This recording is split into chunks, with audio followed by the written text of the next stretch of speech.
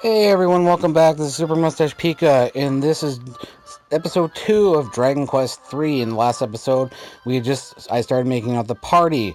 As you can see in this episode, I actually went back and redid the personality test with the hero, so now I have wit instead of idealist. And as you can see, my three characters are the warrior, Curl Ken, Lucky Devil, Lollipie, and Sadas. Lollipie is a thief.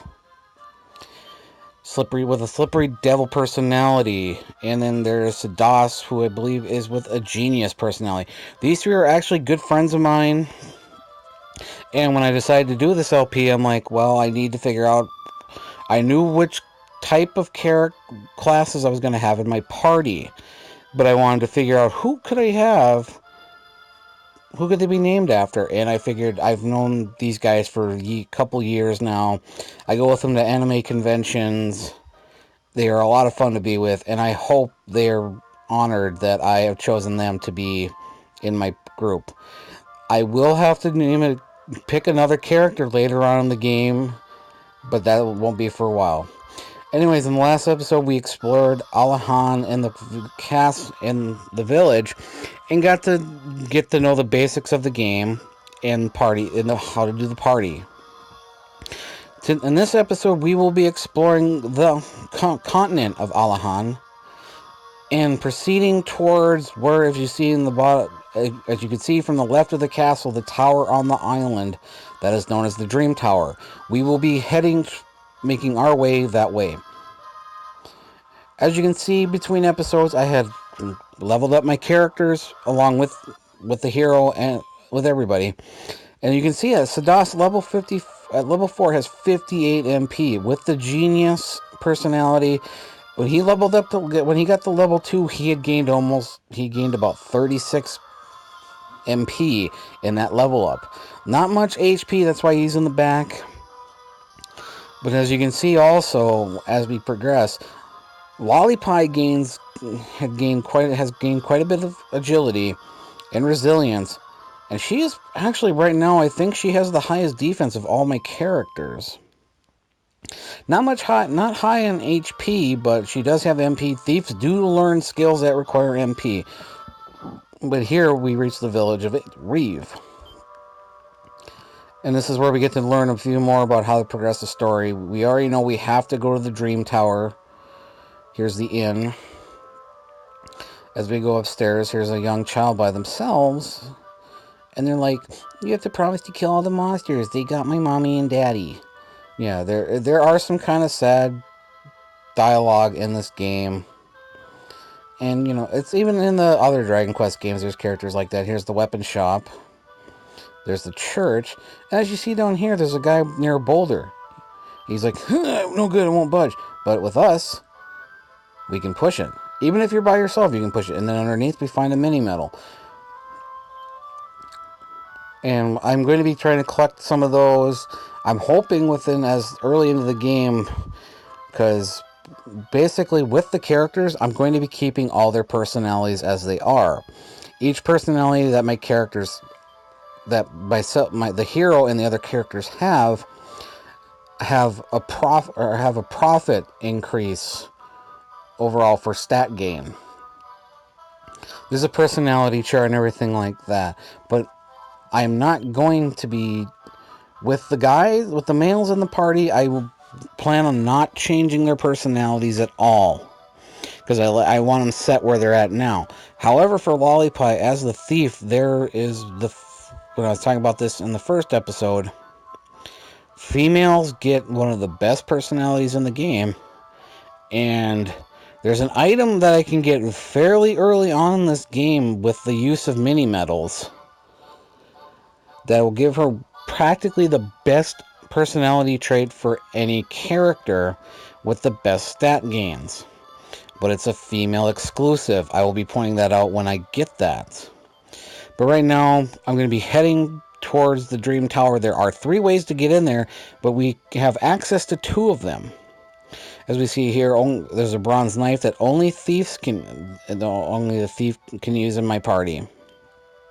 The copper sword, which everyone but Lollipie can use. The chain sickle, which I'll be getting later. Training togs for fighters. Leather armor. Tortoiseshell, I think, is for a merchant. Leather hat, everyone can equip. Yes, each class has their own type of equipment. You know, even like in Dragon Quest II, with the two princes and the princess were capable of wearing each different types of armor and using different types of weapons. But here I buy 2 copper swords, or I get a bronze knife. And I give it to Lollipie, because she's the only one that can use it. I don't know who else. I think everyone is equipped with copper swords and bronze knife. But I'm just trying to sell things. But anyways, I'm sorry that there's been quite a long pause in between the first and second episode.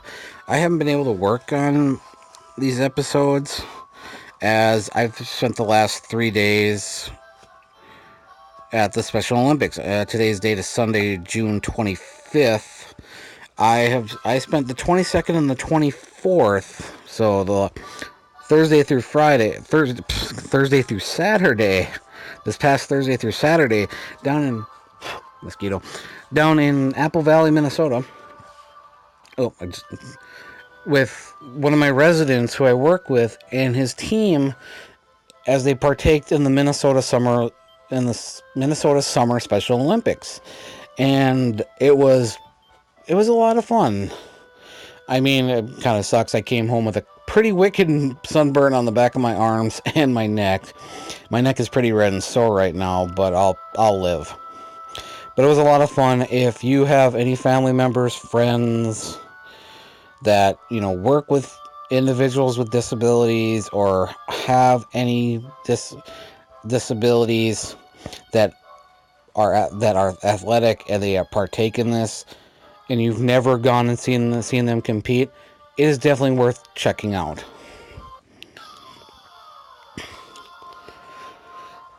My resident had a lot of fun. All the other people had a lot of fun. It brought a smile. I was smiling a lot the whole time there. It was just to see how all the coaches, guardians, staff, volunteers, spectators, and the individuals who all participated, of every age and nationality, it was amazing to watch. Even if you don't know anyone that partakes in the Special Olympics, if you even want to volunteer, I highly recommend volunteering. But anyways, we're going to heal here, and we're going to head to this cave. I can't remember the name of the cave, but this is one of the ways to get to the Tower of Dreams, or Dream Tower, I believe it's called. I'm just going to call it the Tower of Dreams. It makes more sense. But in this cave, we'll gather a couple items. We could have came in here earlier to do a little level grinding. I think actually I did come in here just to remember where everything was. I didn't explore the whole place, but here we get a medicinal herb. And this is where I did a little level grinding, because here, I mean, I also grinded around Reeve, where I could fight bunnicorns and ant nibblers, because around the kingdom of Aliahan, just the castle, all you will fight are slimes and stark ravens, which Stark Ravens, I think, have like 10 HP. Slimes have like 5 or 6, and they don't give great gold or experience.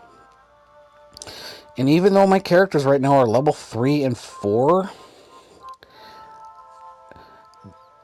Lollipie the Thief actually leveled up the quickest.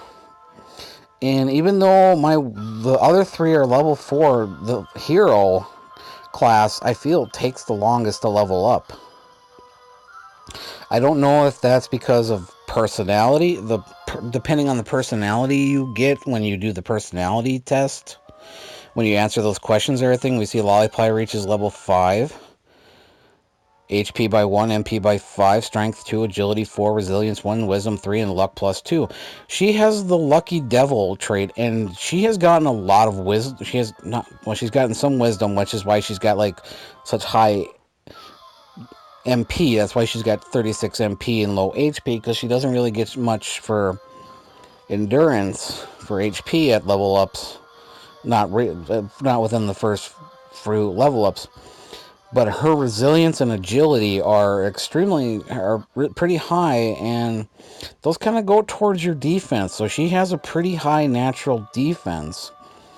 Warriors are usually tanks in these games, but right now, early on here, Lollipie is kind of like my tank. I don't have her in front or in second setup where Kuro Ken is because of her HP. But if she does get to a higher level, when she does level up more, if she actually gets more hit points than Kuro Ken, and her defense gets more. If her natural defense with agility and resilience increase more, she could be a tank early on in this game. And then when I change her personality, when I collect enough mini medals early on here in the game, she will probably be in the front while the other characters, so she can take the front of the blows, the front of the attacks, and absorb a lot of those hits. But as we see here, we keep fighting, not great experience. I can't remember where I'm like, oh, where do I go? Where do I go? And it's like, I know I couldn't remember where the exact exit was. But as you can see, Kuroken hits hard. His strength goes up. I think his HP will increase as the levels go up. Sadas, his MP is going to be more of a focus. He will gain HP. Okay, here we get the exit. And now we are in the basement of the tower. But before we go to the tower, as you can see, there's different paths. We're going to go up here. And this is where I'm going to end the episode. So in the next episode, we will explore the Dream Tower. Till then, have a nice day.